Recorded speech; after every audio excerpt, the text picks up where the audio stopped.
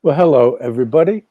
And Reverend David had to take the day off, so that gave me an opportunity to have a chat with one of my best anthroposophical buddies, the remarkable Emmy winning film producer Joe Visconti, and a real builder, that actually has held a shovel.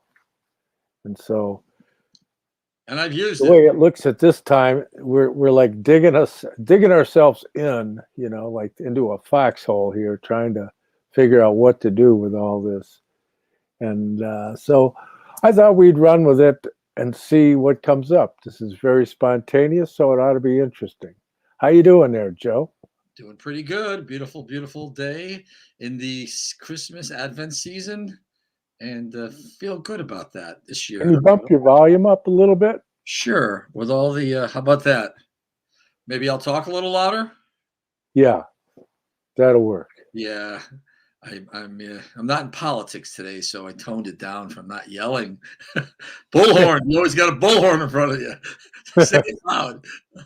Or I'll bring the microphone a little closer. Here we go. Beautiful day. And you know what? In all the crazy things that are going on in the world, it really feels like Christmas this year. I don't know why, at least to me. And maybe because I just have made room for Christmas in my mind. Yeah, I think that's something that has to be approached consciously, hopefully. I mean, as we move toward Christmas, and then we get into the sacred period of the holy nights, and actually today is the first Sunday of Advent, and it's also Jimi Hendrix's birthday. He would have been 80, and so he's an interesting figure in the world of music, being that that's another thing that Joe and I share is our past involvement in the music business. Today, I thought we'd kind of explore some things as this is spontaneous. I want to share this quote. I've shared it before, but I think we need it now more than ever. It's a quote of Rudolf Steiner's, and quote, "We must eradicate from the soul all fear and terror of what comes towards us out of the future. We must acquire serenity in all feelings and sensations about the future. We must look forward with absolute equanimity to everything that may come. And we must think only that whatever comes is given to us by a world directive full of wisdom. It is part of what we must learn in this age, namely, to live out of pure trust without any security in existence, trust in the ever present help of the spiritual world. Truly, nothing else will do if our courage is not to fail us. And let us seek the awakening from within ourselves every morning and evening." End quote.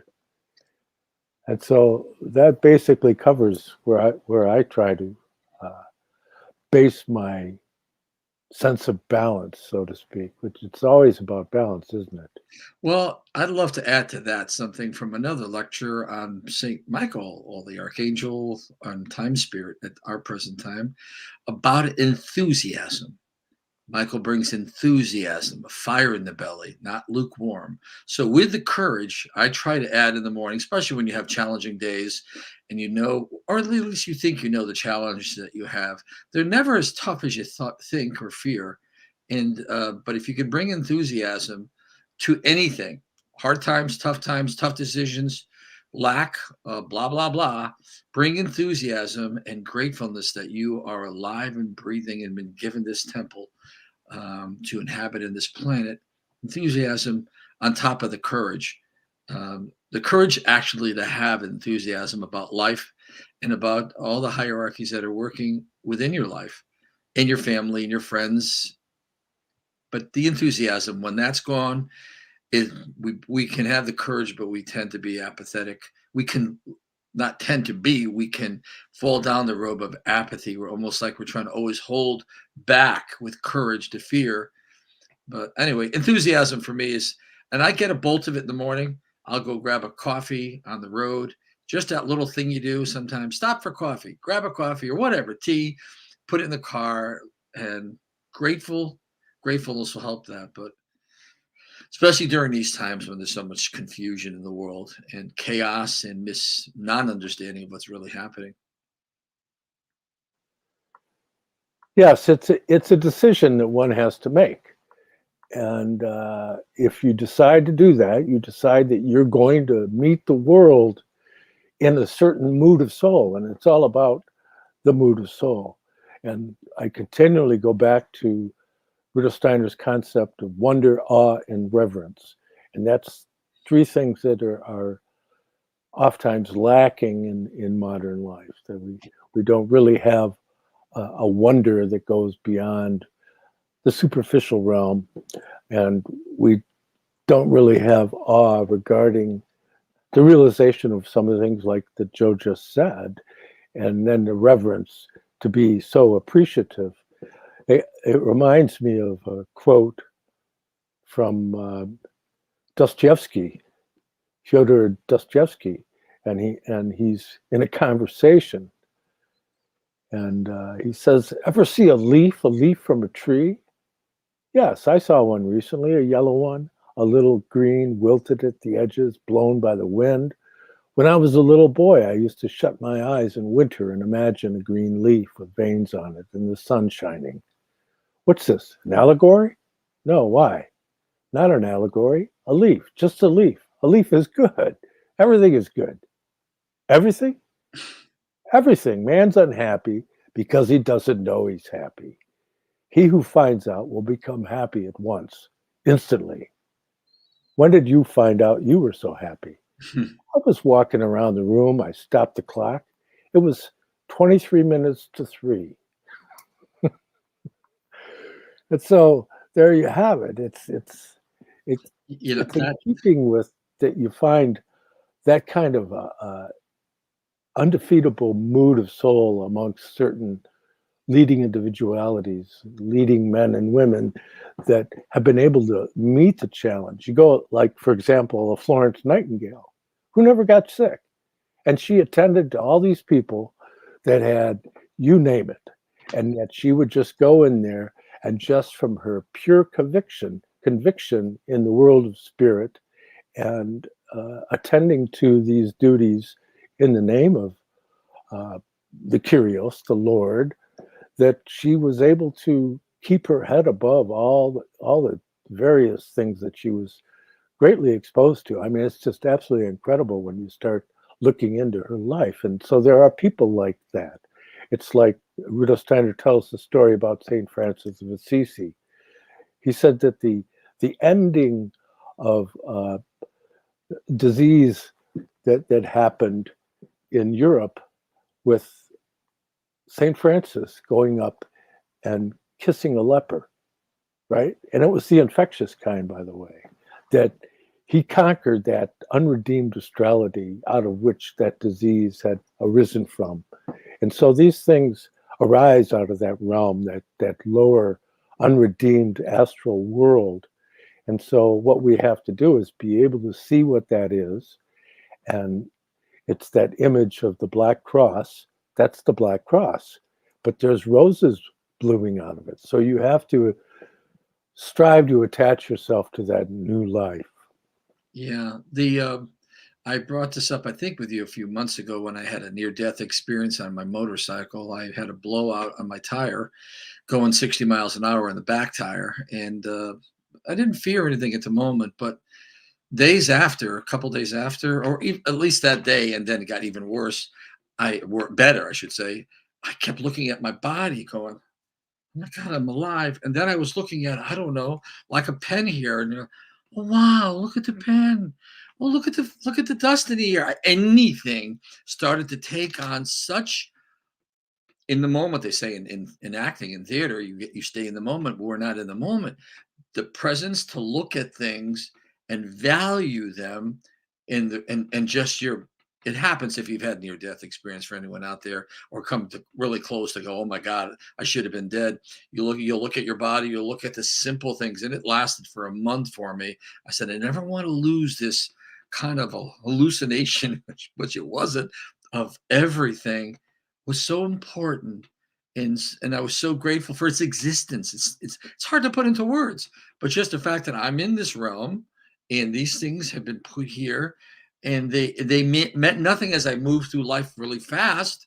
But if I stop and I look, their value, just not their value by a Walmart or something, their value of them. I can't even explain what I'm trying to say, but there is a gratefulness. And that's not even the right word. So powerful that you feel I'm alive, and you know you're alive.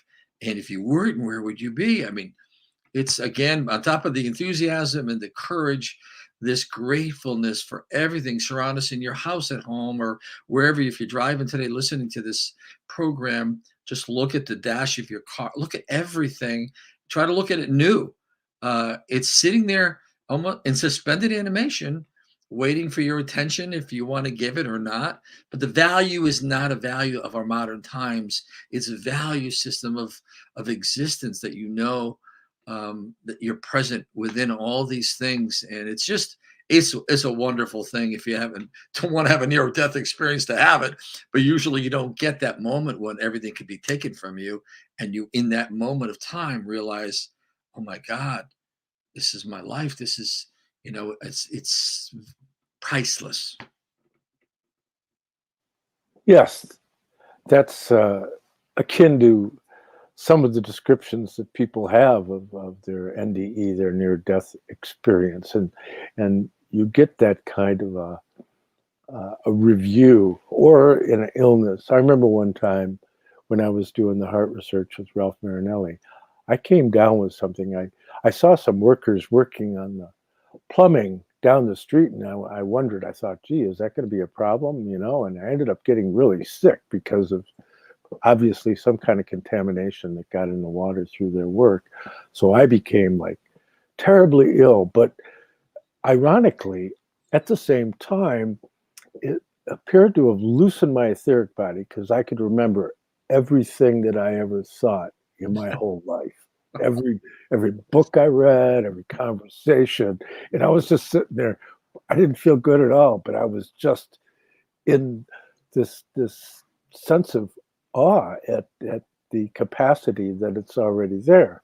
And mind you, I know from things that have come out with the researches of science that you can hypnotize somebody, and they can go back and say they were a baby in their mother's arms and they drove by a road sign, and you'd be able to say what was on the road sign, that it's in there somewhere.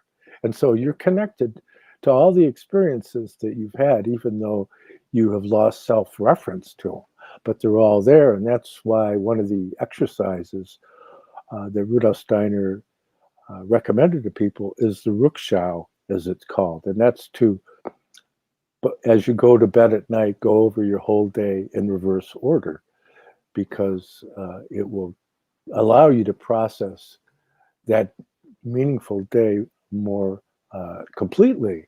And elsewhere, Rudolf Steiner says there are no insignificant things in life.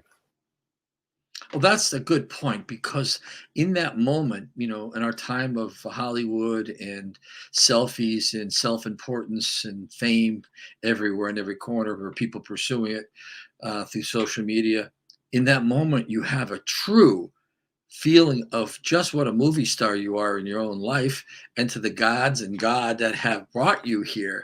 But it's real. It's a true thing for your personal life, and in juxtaposition to everybody in the outer world, it didn't matter. And I don't mean that in a Luciferic fame way, but just in a, oh my God, I've been given all of this. How much of this have I done myself?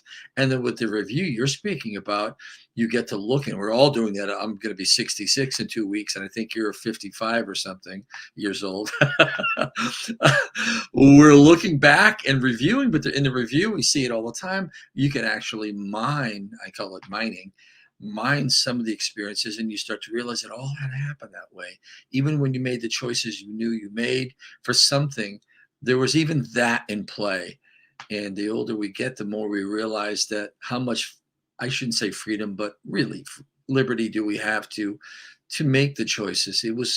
We made them before. And so there's a holiness and a value that we get from our personal lives. And it all, in the near-death experience or close to death, it awakens and you really get in the moment to see. I call it the moment, but in hypnosis, yeah, people can, they can actually went through hypnosis training, became certified in that years ago to learn about, well, how does that work?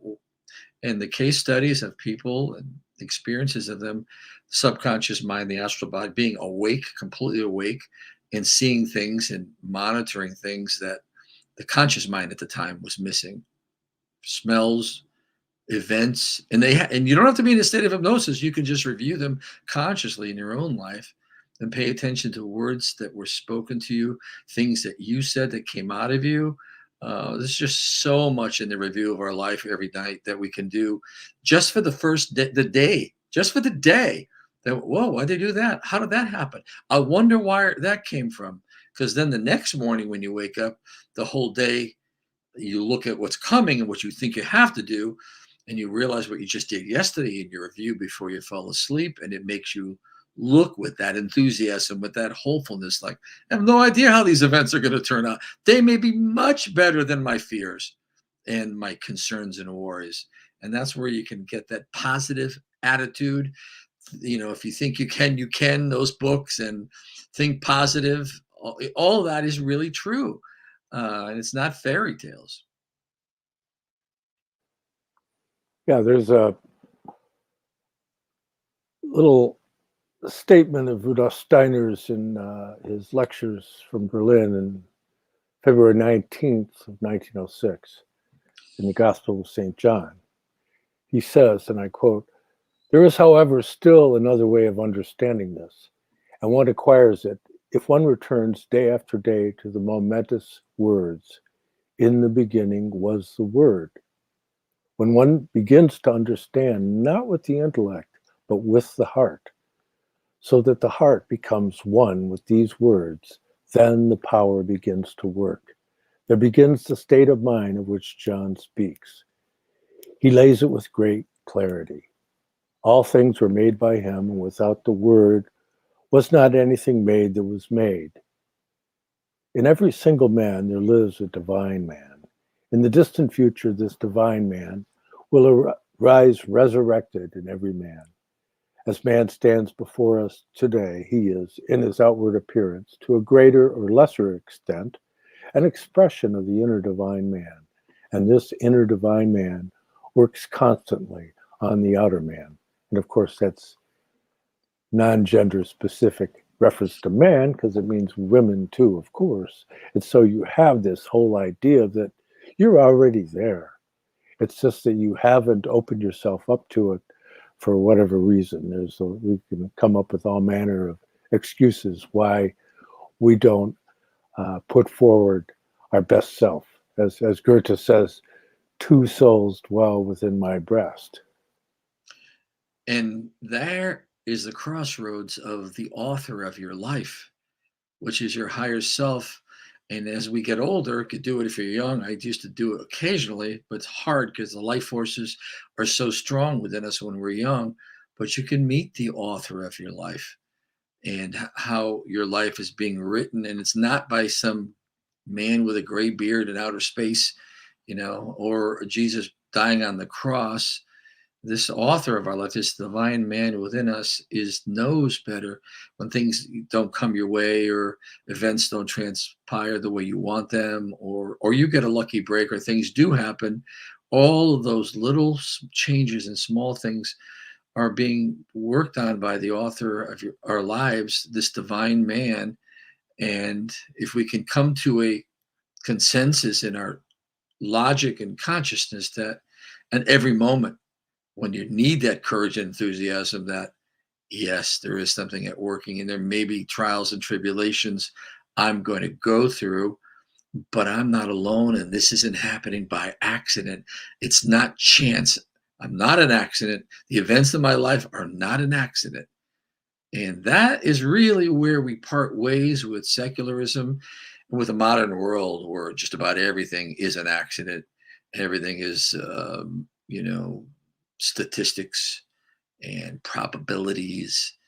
And that starts to go away where actually where fear comes from, because you could end up a statistic, which means you better have some fear if you believe what the modern world does. But if you know you're protected in the 91st Psalm, and the 23rd Psalm, and you recognize what David was going through, he knew that God was with him, and he knew that he was protected. He was the divine was strong in him.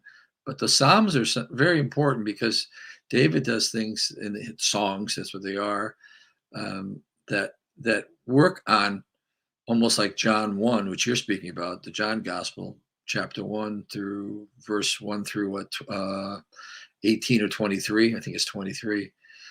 They work on you. I want to say unconsciously.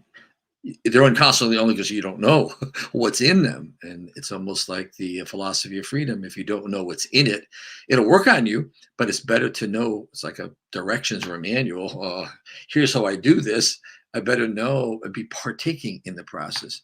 Most of mankind does not want to partake in the directions or the tutorial of their own life, but that review of your life really helps do that. The Psalms, and the realization in near-death experiences that, wow, every day, every little decision. I remember deciding to take the motorcycle instead of the truck. I remember these decisions every step along the way. You were there, but you did not know. And um, but every day, all day long, we're taking risks that we don't understand beyond what we think as humans. Get in the car and drive. No, every day there's something else that could be happening, and you have to have the belief, the faith. And what happens with the near-death experiences, I was given the vision clearly. Isabel, my girlfriend, was on the back of the Harley. She experienced it with me. Together we lived it. We said we lived again. We should have died. There's no way we should be alive. We watched something help me control something uncontrollable, and so then you get the vision, because you see clearly in that moment that something took your hands, took your bodies, and it's not a probability. Probability would have had me dead. Yeah, and that's what Rudolf Steiner makes reference to in the Christian Mysteries lecture cycle when he's discussing the concept of kurios, that there's this part of you that really does know. It's just that you're the least part of you, your lower mind, your everyday mind, is that part of you that, for whatever reason, and there's many, it doesn't get it. And so we have to kind of bring ourselves, but you have to be easy on yourself. Keep in mind, King David, the composer of the Psalms, he was less than perfect. And you go down the list of all these people that are representative individuals, and you'll find that many of them are less than perfect. You go back to the quote I referenced of Goethe, and he says, "Two souls, alas, are housed within my breast, and each will wrestle for the mastery there. The one has passion's craving crude for love, and hugs a world where sweet the senses rage. The other longs for pastures fair above, leaving the murk for lofty heritage." And so Yeah, we discussed this week, and it was, for me, I think it was chapter 4 of Egyptian, I forget the mysteries, that something was written. You've got it there right in front of you somewhere. It's lecture 4, and it floored me when I heard it, because the audience is going to want to hear this. You're going to want to hear what we're about to talk about right now. And it has to do with these two things in us. I mean, I'll use a coarse representative, Donald Trump, somebody who, whether you like him or not, it's got this coarseness, this rudeness, whatever. Even Goethe, they have the human, and the church likes to game that. It's the sinful man, it's the earthly man, and then you have the part that aspires to be, a higher being, study spiritual things, go to church. and then you're brought into this dichotomy of sin, error, or today nothing is sinful except for maybe being a Christian. But this thing that Rudolf Steiner explains in the fourth chapter, if I'm going to remember, I think John will put the link up on the YouTube here, on how that was not able to occur before the conscious and soul epoch. You couldn't have this I call it, there you go, initiation science. Yes, chapter 4. You can't have the sinful man and the spiritual man. It didn't work at that time. Only in our modern times can you have this dichotomy. So I go back to St. Paul, which is not an excuse, but in Romans 10, Paul says, all things are lawful for me, but not all things are helpful or expedient for me. If all things are lawful, if I do something that I can pick up or put down, I'm paraphrasing, but my brother sees me as an example and picks it up and can't put it down or falls into sin, error, etc. Oh, woeful man that I'll wear sackcloth and ashes so that my brother doesn't fall into sin because of me being an example, which is duty, but all things are lawful.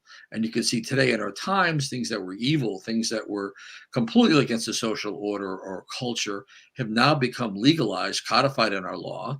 And part of what that is happening, even though if they're not evil, they're not helpful, because they do things to certain people that don't have the power to overcome them. But it's a different perspective with Paul, because you're not being judged. They're all lawful, but they're not all helpful. And those who don't have the power to put them down command over whatever it happens to be, whatever deed it is or act that you do, then your brother could use you as an example and fall into sin and error. But this time of the people, and I've always felt this as a young man, as a middle-aged man even, the things that you do that seem contrary to Catholic Church, the Bible, or whatever, that the world always told us when we were growing up in the 50s and 60s that was sinful. This is that murk that Goethe is speaking about, and to put the murk down and try to rise to the higher man. But we are all suffering under it. But I liken it to I call them the holy rollers, the evangelicals. They're a little different than the guilt-ridden Catholics, which I am, where they swing from the chandeliers, I say, on Saturday night, and on Sunday they're in church, Jesus Lord, amen, hallelujah. And you're like, what's that about? And then if you look at politics, those on the left are like, hey, we do whatever. Everything's relative, whatever, do what you want. But you people on the right, you have a double standard. You want to swing the two men, and then you want to ask for forgiveness. At least on the left, they're making peace with the fact that they are both of these things. I hate to address it this way, but neither one I would say is correct. But you see this double standard, and we hold it on ourselves if we're part of any religions that feel a morality, and then we think we sin or fall into error, and then we rush back into doing our rosaries and our fathers for forgiveness. And even if it's transcended in our time and you do a little different, it's called the act of confession. What have I done to my brother? What have I done to myself? What have I done to retard the process of me becoming divine? And that is becoming less and less in our time as an issue, as it was my whole childhood and yours, John. But it's those two souls, and I don't know, John's take off on this now, but this is really has been a big moral dilemma for centuries. Well, it's the central challenge in Wolfram von Eschenbach's Parsifal. And I think that in future, we will do a deep dive on some of that. I put together some things, but I couldn't just throw them at Joe, like, 1 hour before this spontaneous show. So I held them back, but I've already done the work. So you have something to look forward to. Okay. I'm going to post that lecture cycle on initiation below after we get done with the podcast, along with the other sources that we tend to reference repeatedly, because I find that there are certain lecture cycles that really help you come to a deeper understanding of what Rudolf Steiner is trying to say more quickly. Of course, it's assumed that one has taken up the challenge of the basic books, knowledge of higher worlds, theosophy, Occult Science and Outline, Christianity is Mystical Fact, and the Philosophy of Philosophy Freedom. of Freedom. And although those are different paths, but one might gravitate more to one than another. And that's all well and good. But even if you haven't done that, you can glean a great deal from this constellation of lecture cycles that I've put together that I'm going to post below. So check back sometime later on today, and they'll be available. And so yes, in getting into this and seeing that there's this darkened level of soul that we don't have access to in the same way that we did in the pre-Christian era, and that was that level of soul where we were gifted with the atavistic clairvoyance that was like our eyeballs. We don't remember ever doing anything to deserve to have eyeballs, right? They're just there. They're gifted to us.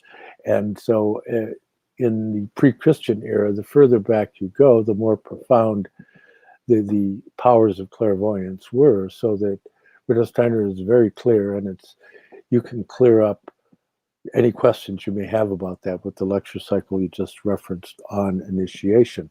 And so, yeah, he says here's one of our folks here, Into the Quantum. Yes, John, those books you would reference, I would read. I would see things I was looking for. Yes, it answers questions. And for those of you that are wondering, they can be very helpful. If you're not wondering, if you're just like a pedestrian passing by, that's okay. You might get something out of this or not, and that's all okay. And the point being is that the whole idea is coming into this out of pure active free will, that you're making a decision to do this, not that you're being compelled to do it by some authority or even from a fear or guilt, that you're doing it because it's the right thing to do in keeping with your wholesome personal development as it pertains to the world at large. And that's the challenge that's provided in the legend of the Grail. That's what that is. Because although it's carrying forward the mysteries of the sentient soul of the Arthurian circle, it's Parsifal in the 9th century who's the first one to achieve mastery over the consciousness soul. And this is long before the beginning of the consciousness soul age. So he's a prototype of our current dilemma. And in there you see that he doesn't always get it right, and neither do we. So it's very easy to relate to, although it may be difficult for some people to just approach the document itself. But that's why I wrote a 640-page book to try and extrapolate on the challenges that are laid out in that masterwork that Rudolf Steiner makes such a point about. In fact, his major work, Occult Science and Outline, he said, were I to give this book another title, I would call it The Grail. So this is what we're doing here. This is the path of Christian awakening that takes into account that there were, as is mentioned by Augustine, St. Augustine, he said that there were Christians before the time of Christ, so that there are people that were carrying an impulse that was leading up to a culmination through the incarnation of Christ at the turning point of time. And so likewise, there's an awakening to one's relationship to what were those mysteries. And included amongst people that are going to be seeing this, there's people that have had incarnations in ancient Egypt, ancient Persia, ancient India, and all these far-flung places, because you don't stick put. You're all over the map, depending on what your karma is. And so the more you can embrace this world in which we know, the more capable you become of resolving your relationship to whatever that karma might be. And that's an attribute of grace. Of course, it's grace that's going to give you the capacity to overcome certain challenges. And that's something that, face it, you don't deserve it, but it's something that's given to you through the regency of the Christ entering into Earth evolution and giving us the freedom to develop into spirits of freedom and love. And so that's a powerful thing. I mean, I admit it's a bit of a stretch to say all these things, and you think, well, that's way beyond me, but well, you don't know that. You might have been, a lofty initiate in the previous life, and you just haven't put it together yet. Yeah, that you're speaking about is called grace. Something given, not yet earned.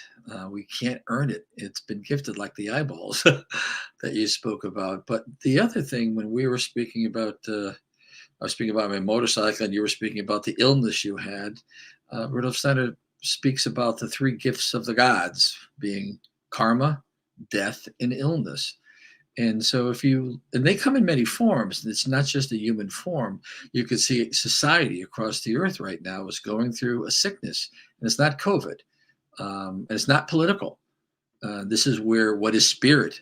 What is spirit? What are the modus operandi? What are the factors that are, I would just say, invisible to human five senses, that are actually drivers in the things that are occurring, or that occurred in the Second World War, the First World War, all wars? What are the spiritual invisible forces that are working upon man, that are causing the conflicts, the chaos, the confusion? Because what happens to the mind will eventually occur to the whole body. So we're seeing that in our again, our policy making, not politics, or policy making of England or Italy or South America, wherever the nations are, the different policies.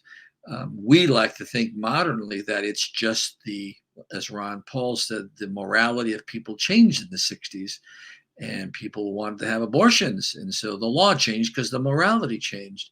What is changing the morality, and how it is karma, death, and illness, the three gifts of the God, working in our time, where we see social chaos, injustices, double standards, some things no one would ever consider being policies, and unjustifiable policies, yet there's a mist, or a very thick veil of something that's creeping over mankind, where mankind is afraid to speak about it, afraid to address it. Only those that are left and right of the aisle, hard extremes, will fight for, no matter what nation you're in, fight for whatever they believe in, and have the courage to just throw it out there. But the rest of mankind is simmering, not able to confront this invisible host that is covering the earth at the present time.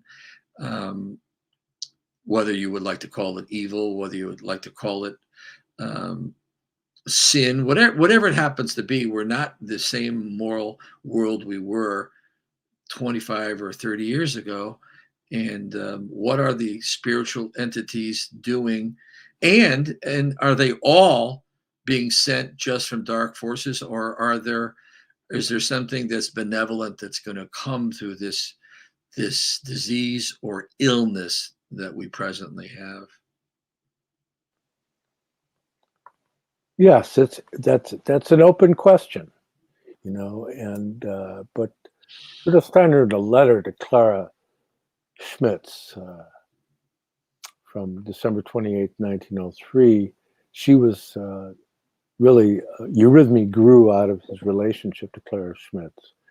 And he said to her in the letter, "Every single being to whom you give your love opens to you its being. For lovelessness is a veil that lays itself before the things of the world and conceals them. As much love as you can emanate, so much knowledge streams towards you." End quote.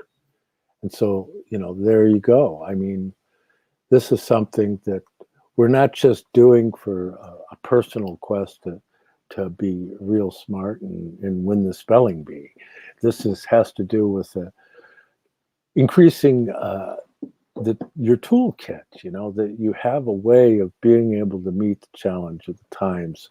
And these are very, very challenging times. And yes, we are architects of our own journey, like 777. Yeah. We're authors of our own novel. Yeah, right. And, but that being said, I want to give a shout out to some people, so I don't forget before we get to the end. But this podcast has been made possible by the generous support of Tyler and Douglas and Vadim and Vivian and Lee and Tim and Neil and Christian and Mark and Maud, Druvma, Laura, Paula, Rick, Michael, Beth, Anu, Fred, Ishtar, Anna, Russell, Mike, I know Mira, Ray and Whitney, James and Marilyn, and so many others over the years. And thank you all for supporting our humble efforts. And this has been a learning experience for everybody involved, especially myself. It's when you come to this and you realize that you have to come to a relationship with these things in a way in which you can communicate them. That's a whole different ball of wax, as they say.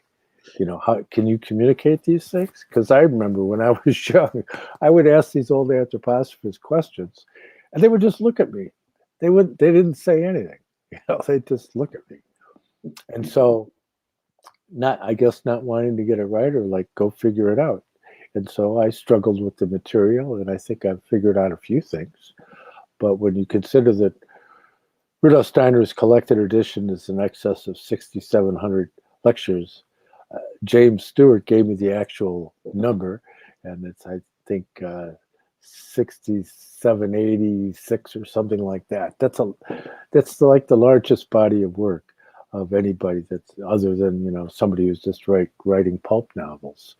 And so he has 50 books and articles. So any progress you can make, but the real progress can be found if that's not to your ilk.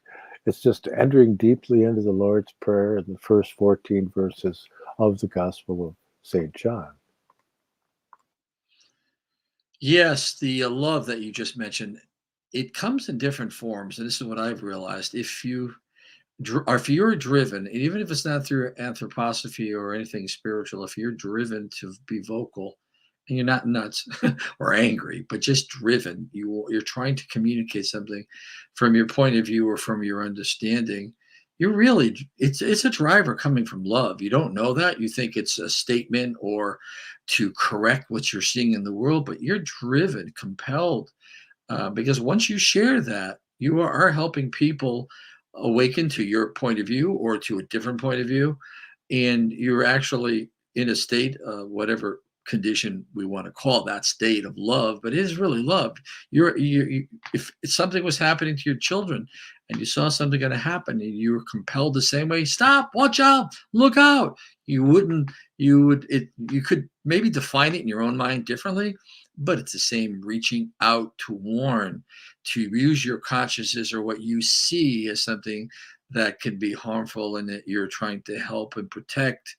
And that comes from most of our social change or cultural phenomena, things that are occurring today really are, and I'm a right winger, but I get moveon.org's emails and I read their stuff and study all the different things and to look at their perspective in the politics. And you know what, at the end of the day, they really believe and they care like I do. They see it differently, but they're out there trying to, you could say convince for propaganda and power control, but the reality is most of the people I've run into on the other side of the aisle are really caring about what they believe.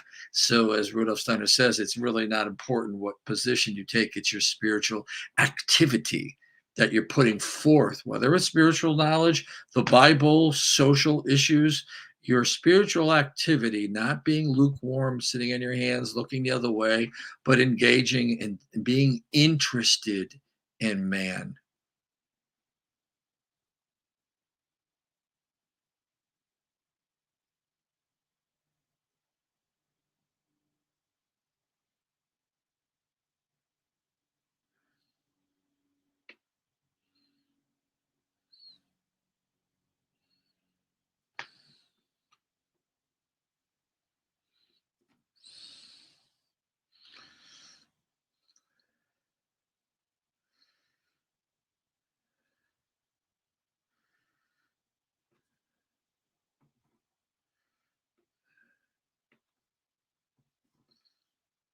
Well, There you go. that's a message for you, I think, maybe, Oswald. It's like that there's gold in them there hills, and so if anybody gets anything out of our strivings here, I'm more than happy. And Rudolf Steiner said that he was looking at for 4 times 12 people that could enter into his work deeply. And so that's not a huge aspiration, really, but then it just shows you how serious this may be for somebody to be able to get to that, whatever level that is, right? And so you have to be humble about these things and just try to figure out whatever you can. It's again goes back to like Hegel saying that the miracle, and I'm paraphrasing, but the miracle of the Bible is it can be approached on any level, from the simplest souls all the way up to the most sophisticated philosophers, that it's there for them. And so what is that? It's a riddle. The Bible to me isn't just a story. It's a collection of riddles. It's what am I doing here? Why am I doing it? And the whole idea that it can be profound on so many levels, that's to me produces a feeling of awe and reverence. It's like something that's so deep that Rudolf Steiner had said that people won't come to understand scripture until the end of Earth's evolution. So that's a lot to take up. And but that being said, I shouldn't forget to do this, but I'm supposed to be working at getting this back in print, but I keep getting distracted doing these shows with you and all these shows. I did a whole series of shows with Douglas, and we're continuing on the interviews with an exorcist. This is the Arcana of the Grail Angel, the spiritual science of the Holy Blood and of the Holy Grail, a study developed out of the work of Rudolf Steiner of the underground streams of esoteric Christianity, which flowed from the Brotherhood of the Holy Grail to the Order of the Knights Templar and the True Rosicrucian Order, and has a foreword by Douglas, and a great many diagrams that help one get into a meditative mood of soul with the cosmological features of spiritual science. And that's something that spiritual science provides that's lacking in so many other, what you might call spiritual paths or metaphysical disciplines, because things change over time. And so it's important to know what time it is, what's appropriate for the time in which we're living. This one is still available, Arcana of Light on the Path, as a foreword by William Bento. In the link below to my academia, you can download a free PDF of the foreword by William Bento. And if you're outside the US, you can contact me through that link or through private message on Facebook. If you're in the continental US, you can just go to eBay and you can order the Arcana of Light on the Path. I still have some copies left. And yes, I am planning on doing ebooks of it. I just, for some reason, with everything going on, I haven't been able to put it all together yet, but it's something that is in the pike. And so that'll be a lot of fun, because I can see that the character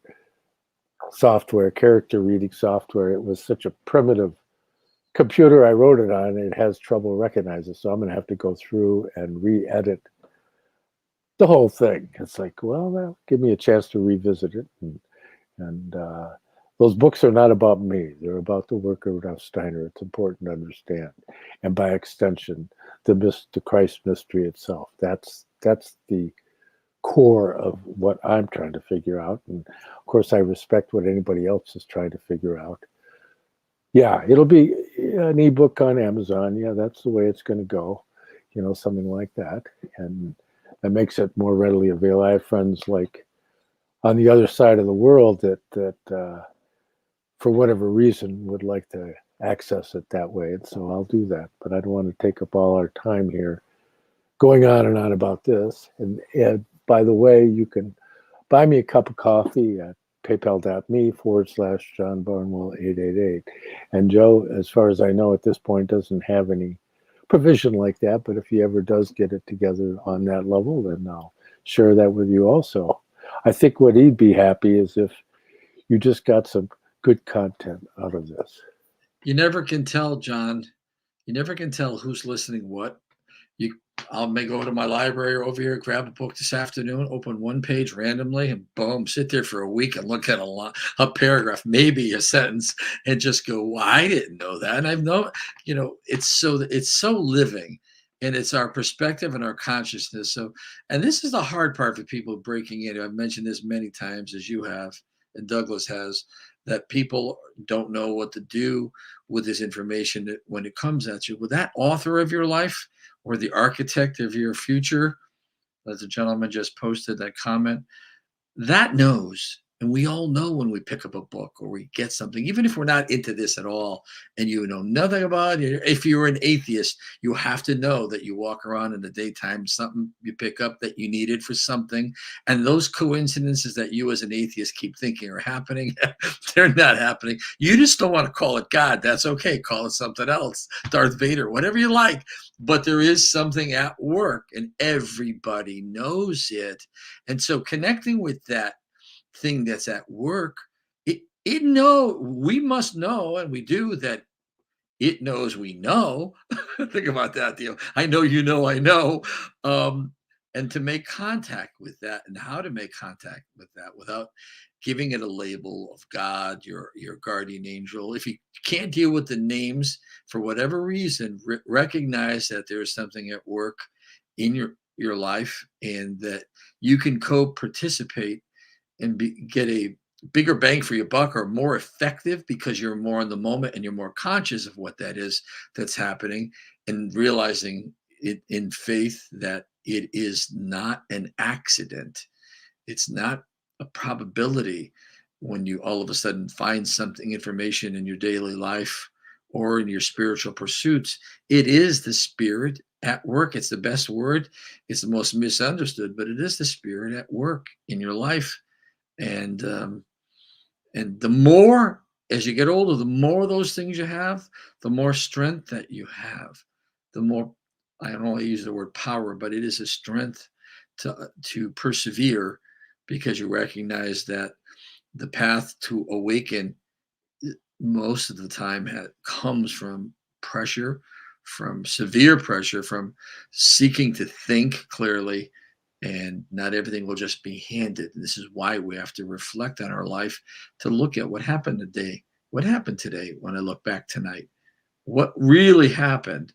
And but our times are moving so fast that people can hardly capture what's happening in the outer world in one day. They're just media overload, text overload, phone calls, emails, social media, real snail mail, events in their life. They're way overburdened. So try to carve out those 5 minutes that Rudolf Steiner speaks about for each of his exercises, just 5 minutes a day. If you could do that, that will begin the process. Yeah, he's referencing the exercises, the basic exercises from Knowledge of Higher Worlds. And they're very unassuming exercises, by the way. You wouldn't think that that would make such a big difference, but it really can. And as far as Rudolf Steiner's lectures, I mean, they never cease to amaze me, because they stay the same, but I change, and I can go back and reread a lecture cycle and go, geez, have I ever even read this? You know, it brings to mind so many different perspectives that I can plug into it. So I just keep going. But there's things that I've read and listened to, 9, 10, 12, 15 times, so I mean, I did the basic books courses at the Waldorf Institute to teach training over 11 years. I did it every year, and I would go through paragraph by paragraph. It's like, I just really can't get enough of it. And it's out of humility. It's not, I don't think, any kind of selfish pursuit. I'm not looking for magical powers. I just want to comprehend the workings of Christ in the world in which we're living. And that's my take on it, and I'm fortunate is that I've had certain beings around that seem to get that, even though they had a very simple approach, the purity of like a Father Solanus, who was always in the backdrop up until 1957 around my family. And there's stories I've told about that, but there are individuals out there that have the purity of soul. They may have that, but they may not have the intellectual side of it. And there are those that have the more intellectual developed cosmology and all that, but they have yet to begin on that whole idea of overcoming the astral. And so we're all a mixed bag. And so don't judge yourself too hard, and just try to roll along as best as you can, because you're the only you that they have, and they need you to be able to make the best of it. And it's brings shouts of joy when somebody starts to get it. It brings shouts of joy in the spiritual world, because they're waiting to be acknowledged. They're just sitting there. Rudolf Steiner once said that mankind is the religion of the angels. So it's like, what does that mean? It means that we're their work in progress, and for them to succeed has to do with whether or not we succeed. And so that's an interesting perspective, just to think about that for a while. Yeah, and there's one other piece right there that came to mind as you were speaking, and it has to do with the dead. Reading Rudolf Steiner, reading spiritual, reading the Bible to the dead. They're around us. The ancestors, our loved ones, they're around us, and spiritual works are food for them. They starve like junk food when people are reading novels or watching nonsense television or whatever. But the spiritual knowledge does have that magic and power that John doesn't want, but that he can't help but wield it by just living, breathing, and speaking on the shows. So feeding the dead, those that are discarnate without physical forms, is so much part of this. And the streams that we are connected to, all of us with this, it's the truth. And so that's just another piece that I wanted to add. And there's Rudolf Steiner has many lectures on speaking to the dead, reading to them, and I hate to use the word dead because I like the word spirit. They're gruesome. Some of them are just, they don't make sense to a lot of people that may just tune in. On the other side. Those on the other side, yes, they crave this spiritual knowledge of us, and they're around us all the time, beyond the angels and the hierarchies and the supermen that are here bringing this. So it's a great feast. It's a great feast. Well, Joe, I want to thank you so much for your heartfelt insights and a lifetime of trying to figure out the ultimate questions that come to mind when one attempts to study Rudolf Steiner. And so we bumped into each other just not that long ago, but it's like we're old friends. And so it's a wonderful thing. And I hope those of you out there can find people that you can share this with, and to be able to have study circles on certain lecture cycles, what have you, that you'll find it's terribly fulfilling. And so, Joe, I want to thank you so much. Thanks for having me. At a moment's notice, and I hope Reverend David feels better next week. This is funny. Wait a minute. Thank you, John, the magician who forgot. Yes. Aren't we all? We forget. We forget these things. And thank you, Joe, for your true heart. Yeah, he's a real guy. He's a mensch. Well, you all take care now, and thank you so much.